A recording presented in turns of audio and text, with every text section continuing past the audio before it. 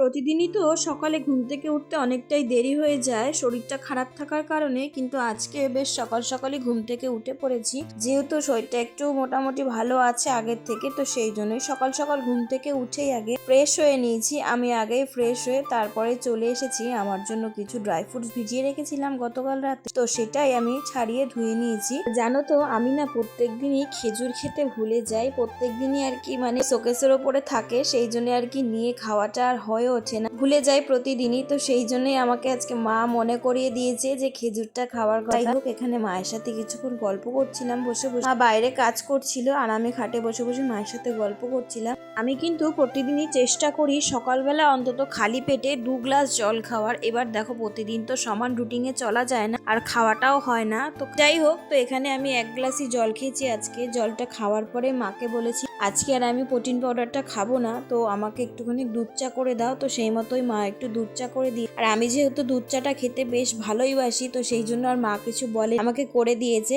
আর আমি যবে থেকে মায়ের কাছে এসেছি তবে থেকেই আমার জামা কাপড় বলো বা যাবতীয় সবকিছুই তো মাই করে দেয়, আমার কিছু করতে হয় না, করতে দেয়ও না আমার মা। সেই জন্য আর কি মা কিছু সকালে জামা কাপড় কাচা ধোয়া করেছিল, তো সেইগুলো আমি এদিকে মেলে দিয়েছি। তো মেলে দিয়ে এসেছি সকালের ব্রেকফাস্টটা করতে। আজকে আমার একদম পছন্দের সকালের ব্রেকফাস্ট হয়েছে। আমি কিন্তু খুদের ভাত আর ডিম সেদ্ধ খেয়েছি আজকে সকালে। তোমরা কে কে খাও আমাকে অবশ্যই কমেন্টে জানিও।